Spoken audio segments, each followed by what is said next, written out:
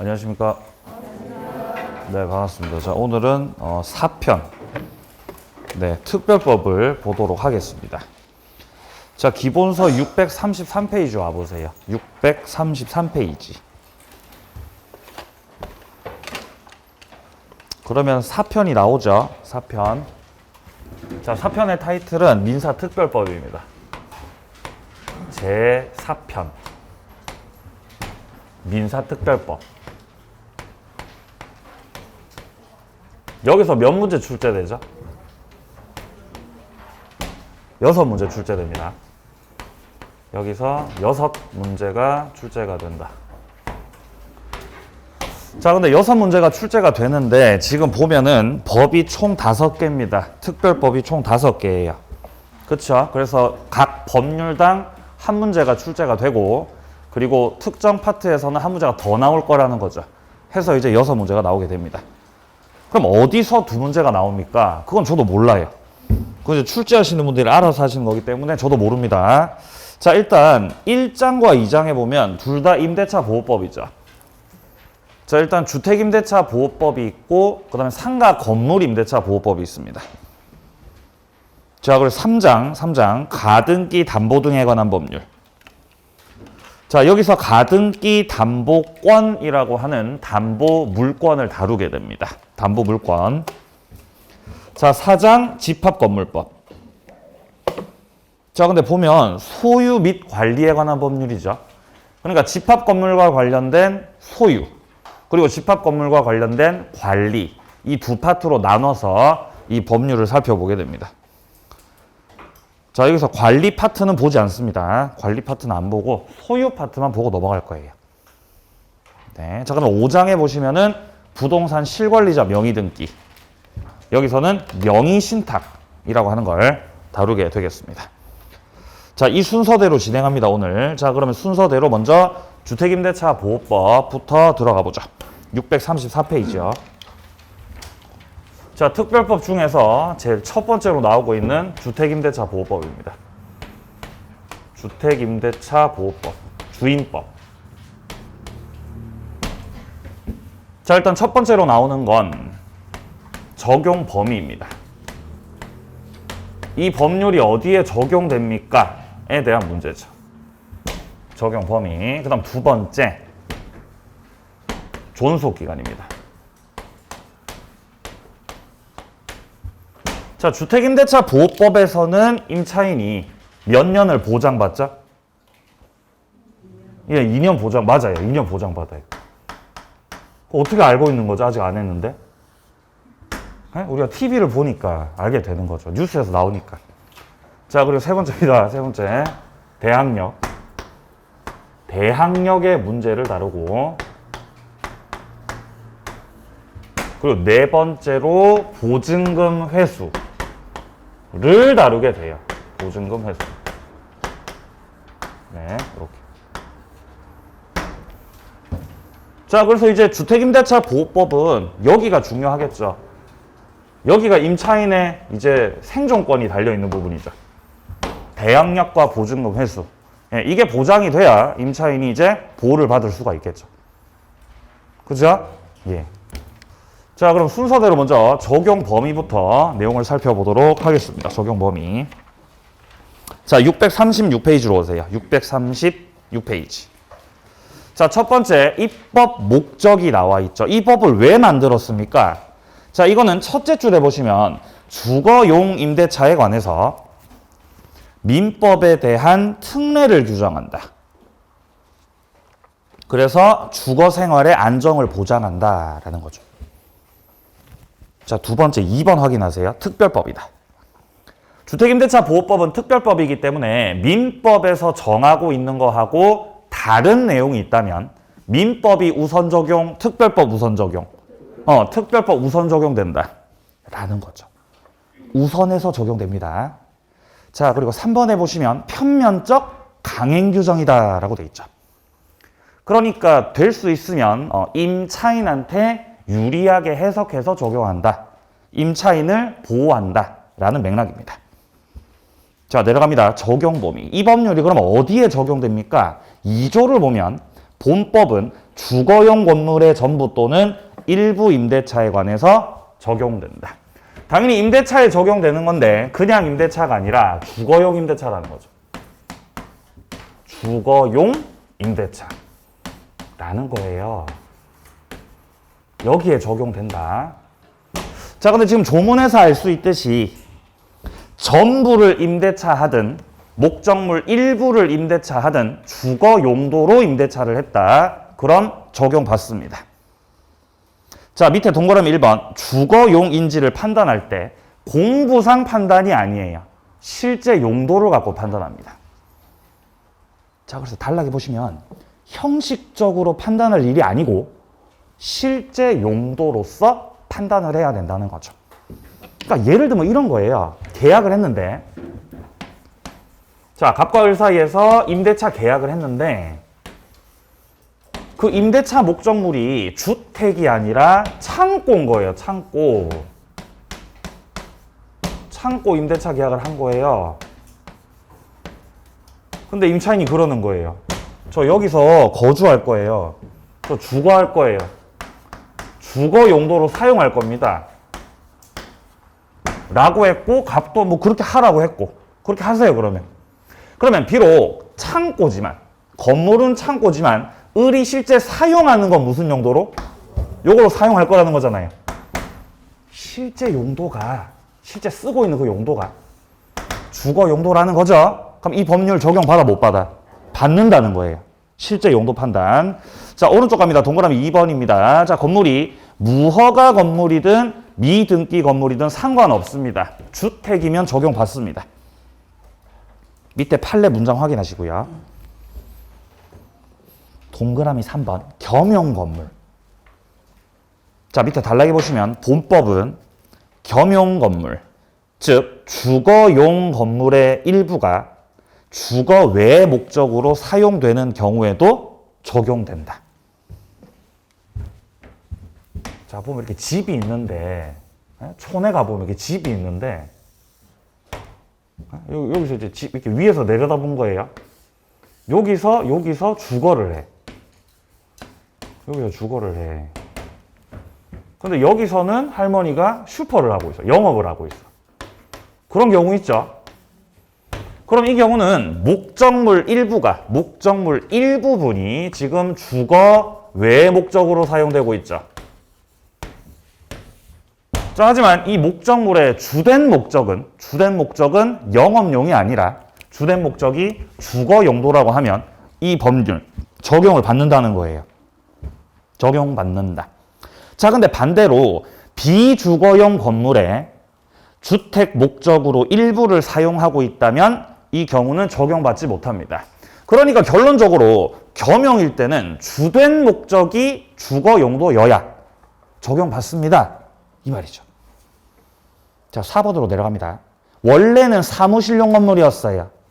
근데 주거 용도로 바뀌었어요. 용도가 변경됐습니다. 당연히 적용되는 거죠. 5번으로 내려갑니다. 소유자는 아닌데 적법한 임대 권한을 가지고 계신 분이네요. 과연 이런 경우에 적용이 될 것이냐. 자, 그러니까 예를 들어 주택이 있고 주택 소유자가 계시는 거죠. 내가 소유자야. 내가 소유자야. 자, 근데 소유자도 아닌데 이 사람이 갑소유의 주택을 다른 사람한테 빌려줬다는 거죠. 이렇게 임대차를 했다는 거예요.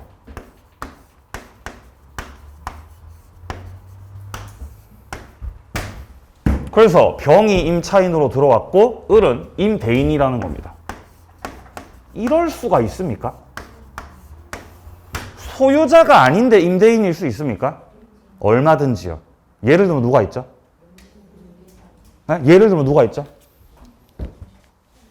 얘가 전세권자일 수 있어요. 예를 들면 쉽게 생각해서 전세권자가 목적물 임대차 할 수 있죠. 그걸 전세권 처분이라 그랬습니다. 자, 그리고 아니면 얘가 임차인일 수 있어요. 임차인이 다시 임대차를 할 수 있습니다. 그런 걸 전대차라고 해요. 자, 그러니까 제가 말씀드리고 싶은 건 임대인은 반드시 소유자다 그게 아닐 수도 있다. 그게 아닐 수도 있다고. 그게 아닐 수도. 근데 소유자가 아닌 사람하고 임대차 계약을 했다고 해서 뭐 그게 문제가 있냐? 문제 없다는 거죠. 이런 경우도 이 법률의 적용을 받는다라는 것입니다. 자, 내려갑니다. 양바로 2번으로 내려오세요. 등기하지 않은 전세. 이거 미등기 전세라 그러죠. 이때 이 전세가 주택이라면 이 법률에 따라 뭐 받습니다. 자, 밑으로 내려가세요. 파랑 색깔 2번. 본법이 적용되지 않는 경우. 일시 사용 임대차다. 적용 못 받습니다. 일시 사용 임대차는 예를 들면 뭐를 말하는 거죠? 숙박. 숙박을 말하는 거예요. 펜션이요. 예? 펜션이요, 펜션. 아니면 뭐 모텔 같은 거 숙박 계약이잖아요. 그쵸? 임대차잖아요. 이것도 빌려 쓰는 거잖아요. 근데 일시적으로 쓰는 거죠. 그죠? 하루 자고 가는 거잖아요. 네. 예. 모텔에서 자는 것도 참 지긋지긋하죠. 그죠? 예. 전 오늘도 이제 가서 또 자야 돼요. 자, 넘기세요. 자, 638페이지. 자, 기간 보장입니다. 기간 보장. 자, 최단기는 2년이 보장됩니다. 최단기 2년. 자, 4조를 보면 4조.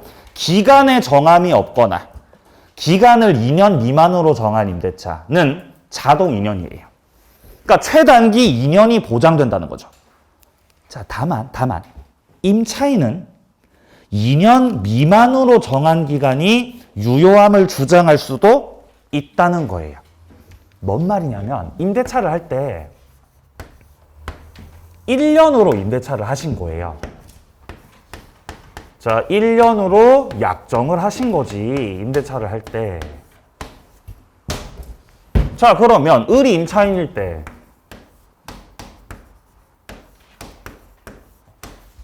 선생님, 우리가 약속한 1년이 됐네요. 이제 1년 됐으니까 보증금 주세요.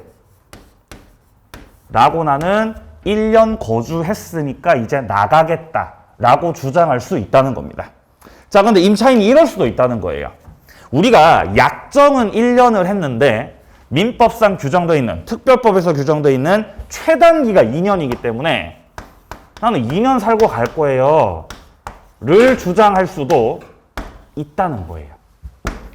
그러니까 1년 살고 나갈지 최단기 2년을 주장할지 임차인이 선택할 수 있다는 거죠. 반면 우리 임대인은 야, 1년 약정했잖아. 1년 끝났잖아. 또 나가. 임대인 쪽에서 1년 끝났으니까 나가라고 주장을 할 수 있느냐 라고 물으신다면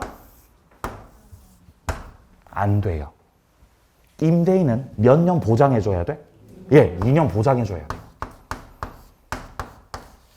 아니, 그럼 뭐하러 1년으로 약정합니까? 아니요. 편면적 강행 규정이기 때문에 최단기 2년을 임대인 쪽에서는 보장을 해줘야 된다는 겁니다. 그러니까 주택임대차 계약을 할 때 2년으로 주로 계약을 하게 되는 거예요. 1년으로 계약을 해봤자 어차피 임차인이 자기 입맛대로 선택할 거기 때문에. 자, 그래서 지금 양괄호 3번에 그런 말 나오잖아요. 주택임대차 기간을 1년으로 약정한 경우 임차인 쪽에서는 2년 주장 혹은 1년 주장 선택을 하지만 임대인은 1년 주장할 수 없다. 몇 년밖에 주장 못한다? 2년. 보장해줘야 된다는 거죠. 자, 그럼 만약에 계약을 했는데 기간을 3년으로 약정했어요. 기간을 3년으로 약정했어요.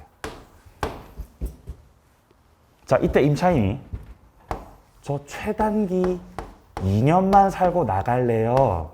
주장. 이거 될까요? 안 될까요? 안 돼요? 왜 안 돼요? 3년으로 약정이요?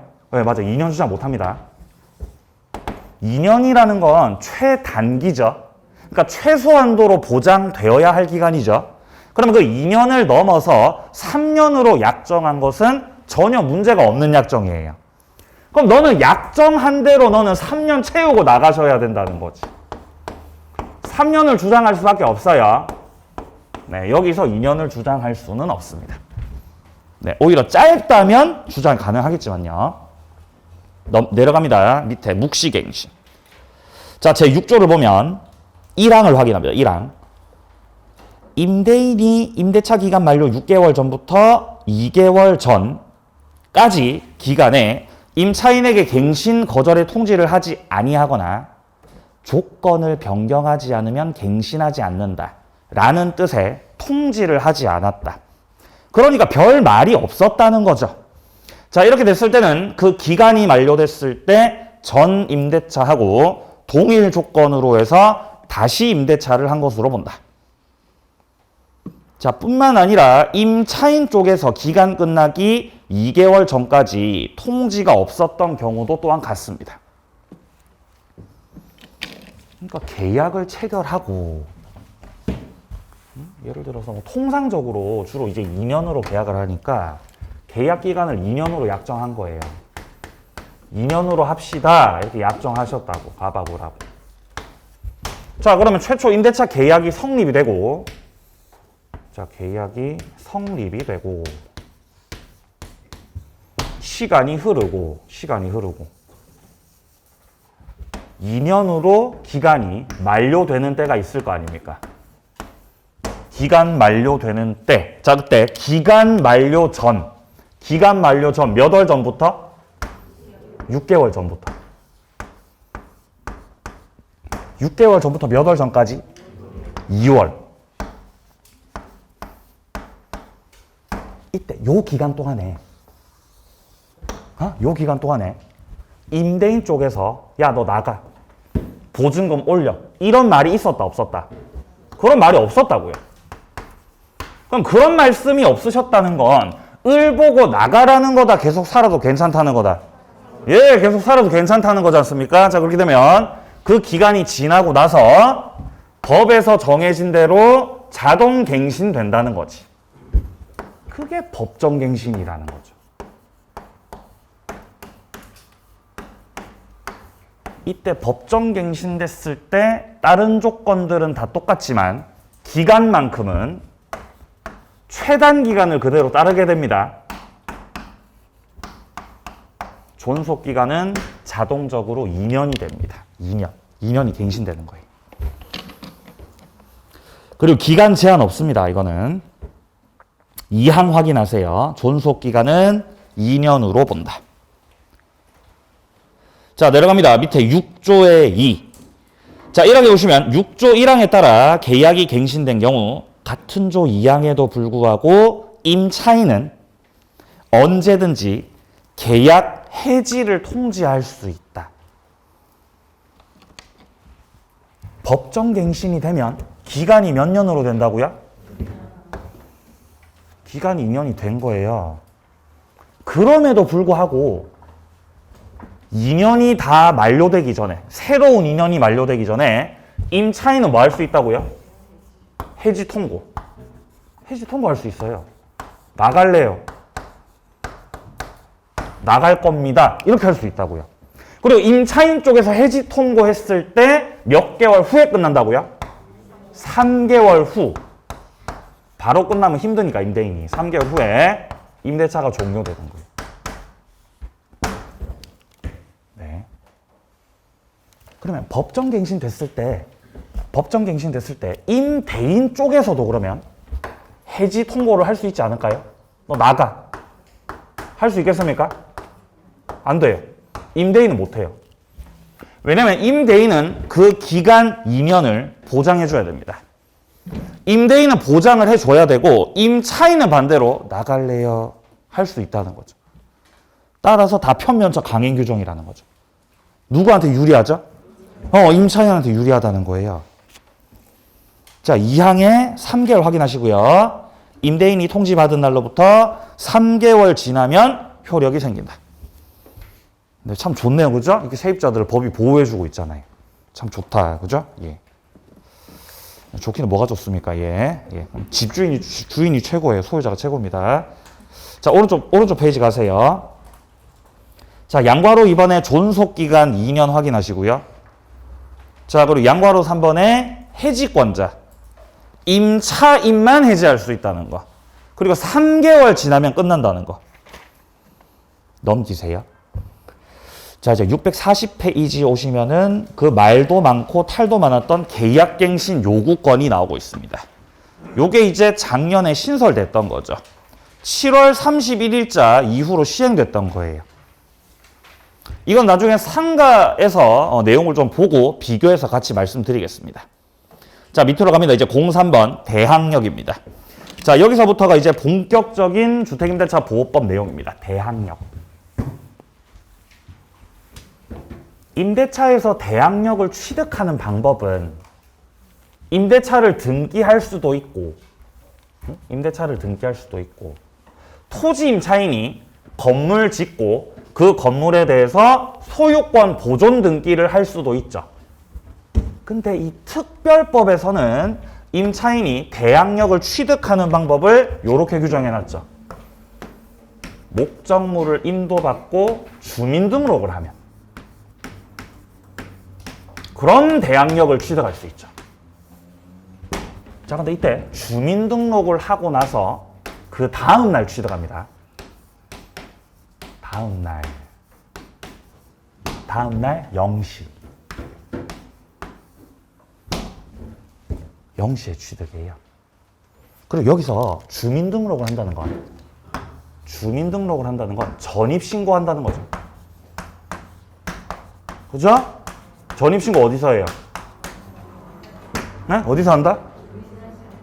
주민센터. 네? 아니, 행정복지센터. 이렇게 돼 있던데 가보니까. 아닌가요? 모르겠어요, 좌우지가. 네? 가가지고 전입신고 하시는 거죠. 그럼 다음날 0시부터 대항력을 취득한다.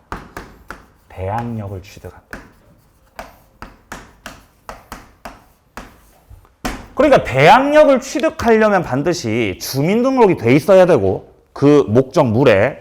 그리고 만약에 주민등록을 다른 데로 이전하거나 주민등록이 말소되거나 해버리면은 대항력이 상실돼 버립니다. 그러니까 취득 요건이면서 존속 요건이라는 거고요. 자, 그리고 여기서 말하는 인도는 목적물에 대한 점유를 말하는 거예요. 점유를 해야 된다라는 거죠. 한 개씩 보죠. 자, 먼저 밑에 제3조를 확인합니다. 제3조 1항. 임대차는 그 등기가 없는 경우에도 임차인이 주택 인도받고 주민등록을 마친 때 다음 날부터 제3자에 대해서 효력이 생긴다. 이때 전입신고를 했을 때 주민등록이 된 걸로 본다. 전입신고. 자, 그 다음에 오른쪽 페이지 4항을 확인합니다. 4항. 여기를 기억하셔야 되죠. 주택의 양수인은 임대인의 지위를 승계한 것으로 본다. 이거 제가 엄청 강조했던 부분이에요. 이게 대항력의 내용이라 그랬어요. 목적물의 소유자가 바뀌었을 때 그 양수인이 원하던 원하지 않던 임대인이 돼버린다 그랬죠. 그걸 지위승계라 그랬어요. 자, 밑으로 내려갑니다. 네모 1번 대항력 취득요건 인도와 주민등록입니다. 대항력의 뜻은 읽어보시고요. 내려갑니다. 2번 주택의 인도. 자, 목적물을 인도받아야 된다는 건 양괄호 1번에 나오듯이 점유를 받으셔야 된다라는 뜻이죠. 이때 점유는 직접 점유든 간접 점유든 상관없어요. 직접 점유도 간접 점유도 둘 다 점유하고 있는 거죠. 대항력 인정받을 수 있습니다. 자, 해서 예를 들어서 자, 갑이 임대인이고, 자, 임대인 갑. 그리고 갑소유 목적물의 을이 임차인이다. 자, 근데 이때 임차인 을이 전대차를 했다면, 전대차는 임차인이 다시 임대차하는 거죠. 전대차. 그럼 이렇게 전대차를 하게 되면 이 병은 전차인으로서 목적물을 사용하죠. 그럼 이제 을은 병하고 사이에서는 을이 뭐가 되는 거죠? 전대인이 되는 거죠. 임대차 계약을 하면 임대인과 임차인 사이가 되잖아요. 그 임자를 그냥 전자로 바꾸시면 돼요. 전대차 계약을 하면 얘가 이제 전대인 되고 얘는 전차인 되는 거예요. 자, 이렇게 됐을 때는 을하고 병 중에서 누가 목적물을 직접 점유하고 사용하죠? 얘가 하잖아요. 그죠? 따라서 이때는 전차인이 목적물을 인도받고 주민등록을 하면 전차인의 명의로 주민등록을 하면 얘가 대항력을 갖는 게 아니라 임차인이 대항력 가져요. 주의하셔야 돼요. 왜냐하면 병이 가지고 있는 이 전차권이라고 하는 건 을이 가진 임차권 안에 종속돼 있습니다. 뭐 돼 있다고요? 종속돼 있다고요. 그러니까 병이 보호받기 위해서는 먼저 을이 보호를 받으셔야 돼요. 그래서 얘가 인도 주민등록을 했을 때 병이 대항력 취득하는 것이 아니라 임차인, 얘가 대항력 취득한다는 거죠. 자, 그럼 이때 을하고 병 중에서 이 병 같은 경우는 직접 점유하고 있죠. 얘는 직접 점유를 하고 있죠, 병은. 그럼 을은 무슨 점유하고 있는 거예요? 간접 점유요. 그러면 대항력 취득 방법으로서 목적물 점유할 때 간접 점유하는 방법으로도 대항력을 갖는다, 못 갖는다? 갖는다는 거예요. 가질 수 있다는 거예요. 자, 책 보죠. 양과로 2번. 양과로 2번. 법 3조 1항의 대항력은 임차인이 당의 주택에 거주하면서 이를 직접 점유하는 경우뿐만 아니라 타인의 점유를 매개로 해서 간접 점유하는 경우에도 인정될 수 있을 것이다 라고 되어 있죠. 자, 그리고 밑에 단락에서 밑에서 네 번째 줄. 자, 밑에서 네 번째 줄 중간에 보시면은 임차인과해라는 거 보이세요? 임차인과해 점유 매개 관계에 기해서 당해 주택에 실제로 거주하는 직접 점유자가 주민등록을 마친 경우에 한해서 임차인이 제3자에 대해서 대항력 취득할 수 있다라고 돼 있죠. 자, 지금 여기서 말하는 점유 매개 관계는 이 전대차 계약 관계 말하는 거예요. 점유 매개 관계. 그리고 누가 주민등록을 마쳤다? 직접 점유자가. 그 직접 점유자는 임차인이다, 전차인이다? 전차인 말하는 거죠. 전차인이 주민등록을 하고 대항력은 밑에 임차인이 취득하신다고요. 헷갈리면 안 돼요. 자, 주민등록은 전차인이 하고 대항력은 임차인이 갖는다. 네, 바로 그거죠. 자, 그럼 바꿔 말하면 전대차를 통해서 전차인이 존재하고 있는 경우라면 주민등록을 임차인 명의로 해야 된다, 전차인 명의로 해야 된다. 예, 전차인 명의로 해야 된다라는 거죠.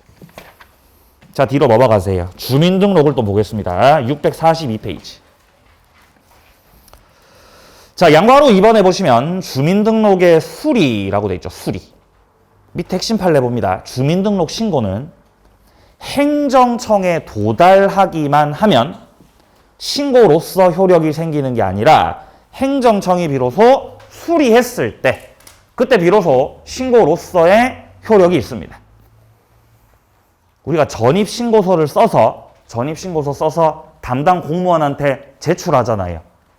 그죠? 제출하잖아요. 그럼 그게 도달된 거예요. 담당 공무원한테 자, 여기 전입신고서 썼습니다 라고 제출하죠. 이렇게. 그 공무원이 받잖아요. 그게 뭐라고요? 그게 도달된 거라고요. 도달. 여기서 수리의 효력, 여기서 전입신고의 효력이 있는 것이 아니라 이 담당 공무원이 받으셔가지고 뭐까지 가야 된다고요? 수리까지 가야 비로소 신고로서의 효력이 있는 거라고요. 도달, 노노노, 수리. 여기서 말하는 수리는 담당 공무원이 전입신고를 받아서 그 전산에 기입하는 거. 전산에 기입하는 게 수리예요. 그까지 가야 된다는 거죠. 네. 자, 연결 3번.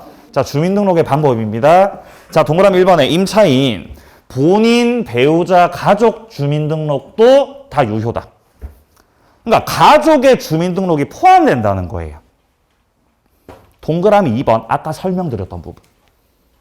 임차인과의 점유 매개 관계에서 당해 주택에 실제 거주하는 직접 점유자가 주민등록을 마친 경우에 한해서 임차인은 제3자에게 대항력을 취득할 수 있다. 문장 이해되세요? 그러니까 누가 주민등록했어? 전차인이 주민등록했다는 거지. 그럼 대항력을 누가 가져? 임차인이 가져. 이 말이죠. 자, 동그라미 3번, 4번 두 개 잘 비교하세요. 동그라미 3번은 다세대주택이나 아파트죠. 뭐 다세대주택, 뭐 예컨대 빌라 같은 거지 않습니까? 이런 것들은 동호수가 있죠. 호수가 있죠. 그러니까 주민등록을 할 때 집원도 기재하고 동호수도 기재해야 돼요. 다세대나 아파트는. 근데 동그라미 4번에 다가구용 단독주택. 다가구용 단독주택. 이렇게 뭐 집이 있는데, 예를 들어 집이 있는데, 이게 2층짜리 집 있잖아, 이런 거. 다가구용이죠, 다가구. 그죠? 1층, 2층. 1층, 2층. 이런 것도 이제 등기부 열람해보면 호수가 있긴 있어요. 호수가 있습니다. 뭐 101호, 201호 이런 식으로 호수가 돼 있다고요. 근데 이런 것들은 어차피 이제 한 집에 이렇게 살고 계시는 거기 때문에 이때는 집원까지만 정확하게 기재하시면 된다는 겁니다. 동호수 필요 없습니다. 다가구는. 그래서 이제 1층에 주인 살고, 그죠? 2층에 세입자 사는 거죠. 이렇게. 이런 집 많잖아요. 그죠? 주인 살고 세입자 살고. 자, 그래서 동그라미 4번에 다가구 같은 경우는 집원만 기재하면 충분합니다. 동호수까지는 필요가 없다고요. 자, 밑으로 내려갑니다. 4번 대항력 발생 시기. 자, 주택임대차 보호법상의 대항력 취득 방법은 양괄호 1번에 나오듯이 인도와 주민등록 하면은 다음날 0시. 다음날 0시. 오른쪽 갑니다. 양괄호 3번. 주민등록은 취득 요건이면서 존속 요건이다. 그러니까 취득할 때도 필요하고 계속해서 효력을 유지하려고 해도 주민등록이 계속 돼 있어야 된다는 거죠. 그러니까 밑에 4번이요. 주민등록을 다른 곳으로 옮겼다. 이렇게 되면 대항력 상실된다는 거죠. 자, 근데 동그라미 1번입니다. 임차인이 가족과 함께 주택에 대한 점유를 계속하면서 가족의 주민등록은 그대로 두고 임차인만 딴 데로 잠깐 옮겼다가 돌아왔어요. 자, 이때 이 주민등록에서 가족 주민등록 포함된다고 안 된다고? 포함된다 그랬잖아요. 따라서 임차인만 잠깐 갔다 왔을 때 대항력은 상실되지 않는다는 거죠. 가족이 계속 살고 있었으니까. 그래서 마지막 문장에 보시면은 대항력은 존속한다. 근데 동그라미 2번은 이런 판례죠. 자, 단락 둘째 줄에 오른쪽에 보시면 가족과 함께 다른 곳으로 주민등록을 이전해서 전출했죠. 이거는 가족이 다 같이 주민등록을 옮기셨던 거잖아요. 이렇게 되면은 대항력 상실합니다. 주민등록 옮기셨으니까. 자, 밑으로 내려갑니다. 양괄호 5번입니다. 주민등록이 직권 말소됐을 때. 네, 주민등록이 말소됐으니까 대항력도 상실하게 되죠. 자, 근데 둘째 줄에 이때 이걸 주민등록법 소정의 이의 절차를 거쳐서 회복이 되면은 소급해서 대항력을 다시 회복하게 됩니다. 자, 뒤로 넘어가세요. 네모 2번입니다. 대항력의 내용입니다.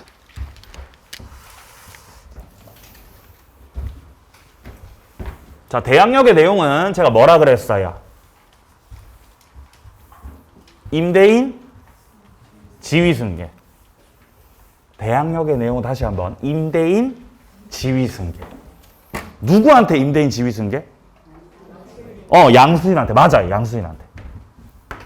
자, 그러니까 갑이 원래 임대인이었고 을하고 임대차 계약을 체결했었고 을이 주택 임차인.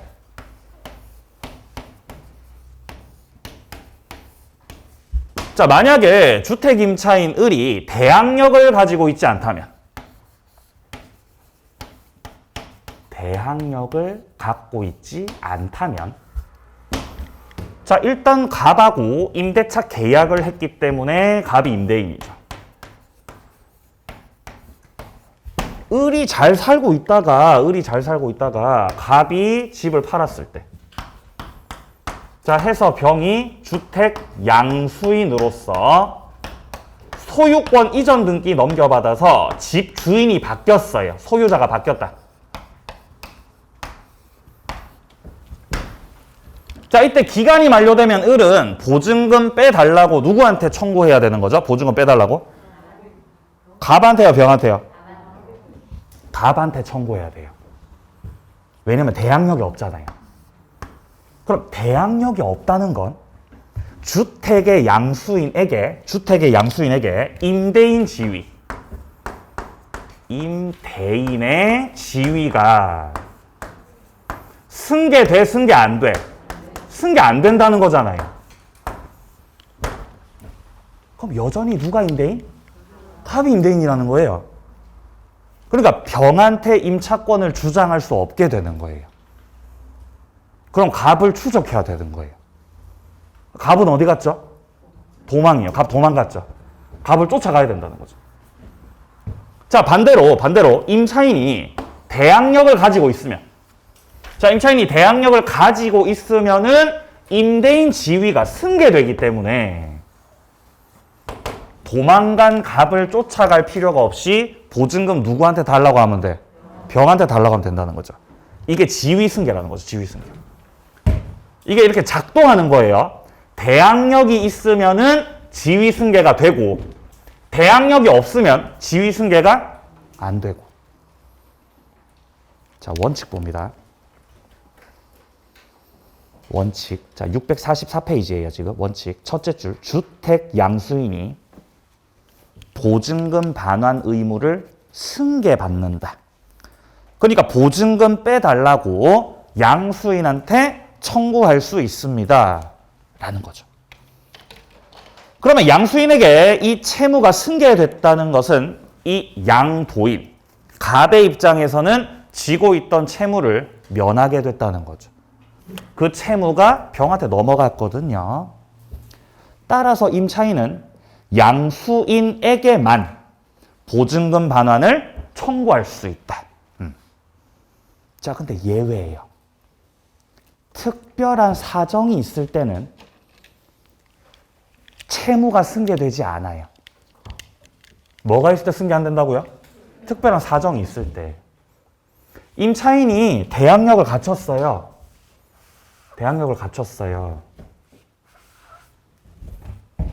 근데 집이 팔렸어요. 이렇게. 그래서 을이 구경 갔어요. 주인 누구신지 보려고 구경 갔어요. 근데 이분이 이렇게 문신이 온몸에 이렇게 저기 있는 거예요. 그럼 어때요? 무서워요. 무섭죠? 무섭잖아요. 그럼 이 사람이랑 계약 관계 이어가고 싶어? 싫어? 싫다고요. 무섭잖아요. 온몸에 문신. 그러니까 이때 을은 이의제기할 수 있어요. 아, 싫어요. 이의제기. 나의 주인님은 누구밖에 없다. 당신밖에 없다는 거죠. 이의제기하는 거예요. 이렇게 이의제기를 하게 되면 그러면 지위 승계가 되지 않는 거예요. 그럼 여기서 을은 갑한테 보증금 달라고 할 수 있다는 거죠. 왜냐하면 문신은 무서우니까.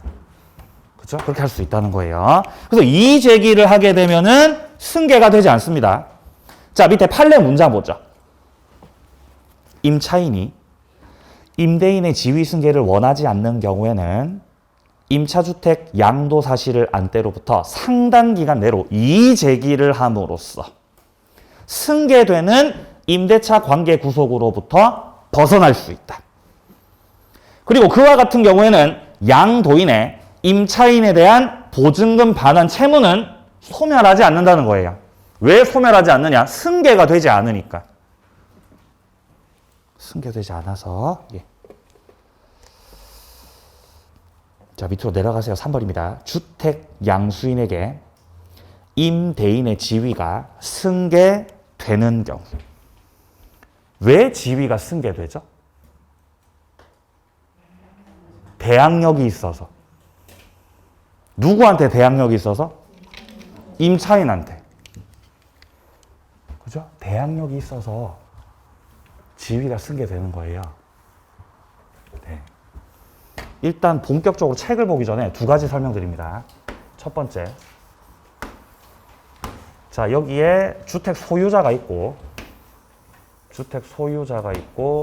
여기에 임차인이 있습니다.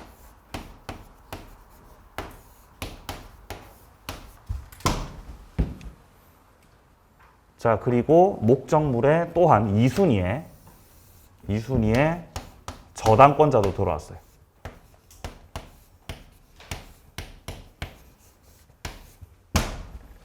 자, 이 경우하고 그 다음에 한 가지 더. 자, 소유자가 갑이고 이번에는 순서가 뒤바뀌었다. 자, 1순위에 저당권자가 있고 이미 저당권이 설정돼 있는 목적물의 세입자, 임차인 을이 들어와 있는 겁니다. 이 왼쪽의 경우하고 오른쪽의 경우는 진짜 천지 차이입니다. 완전히 달라요. 결과가 뒤바뀌게 됩니다. 자, 먼저 왼쪽 같은 경우는 일단 임차인이 먼저 들어왔고 인도받고 주민등록을 했다. 인도받고 주민등록을 했다.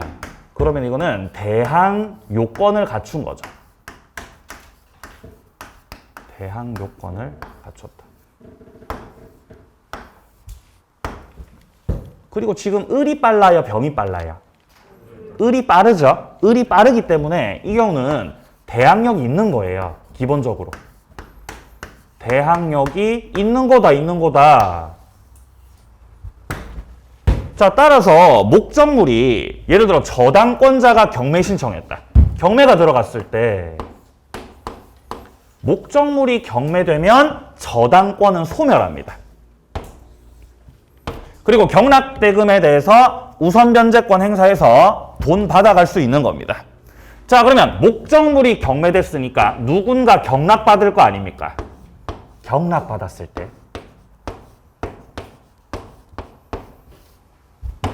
경락인이 을한테 야, 너 나가. 나가라고 한다, 못한다? 나가라고 못한다는 거예요. 왜냐하면 매매로 바뀌든 경매로 바뀌든 소유자가 갑에서 정으로 바뀌었죠? 그럼 얘가 양수인이잖아요. 그럼 양수인한테 뭐가 넘어가죠? 예, 그렇죠. 임대인 지위 승계. 임대인의 지위가 승계된다고. 지위 승계. 왜 임대인의 지위가 승계되느냐? 대항력이 있거든. 따라서 정은 을한테 나가라고 못한다. 을은 역시 임차권을 경락받은 사람한테까지 주장할 수 있는 거예요. 요 경우는. 그러니까 이 경우는 대항력이 있는 거죠. 대항력이 있는 것. 근데 요 경우 같은 경우는 저당권자가 먼저 들어왔고 그 다음에 세입자 들어오셨을 때 이때 을이 인도와 주민등록을 하고 이게 이제 대항 요건을 갖춘 거죠. 자, 대항 요건을 갖췄다. 나는 할 거 다 했다. 근데 여기서는 경매가 들어가면 1순위에 있던 저당권은 소멸하고 목적물 경매 들어갔을 때 이 1순위의 저당을 뭐라고 하냐면은 말소 기준 권리라고 해요. 말소의 기준이 된다. 그리고 말소 기준의 뜻은 물귀신. 물귀신이란 뜻이에요. 혼자 죽어, 다 같이 죽어. 그러니까 다 죽는 거예요. 야, 경매가 됐네? 나 죽는다. 나 끝난다. 너도 끝나요, 그러면. 저당권자 밑에 있는 애들은 다 없어지는 거예요. 그러니까 네가 인도받고 주민등록을 해놨다고 하더라도 이 경우는 대항력이 있는 거 없는 거 없는 거예요. 너는 2순위잖아, 2순위. 그럼 이때는 경락이 되면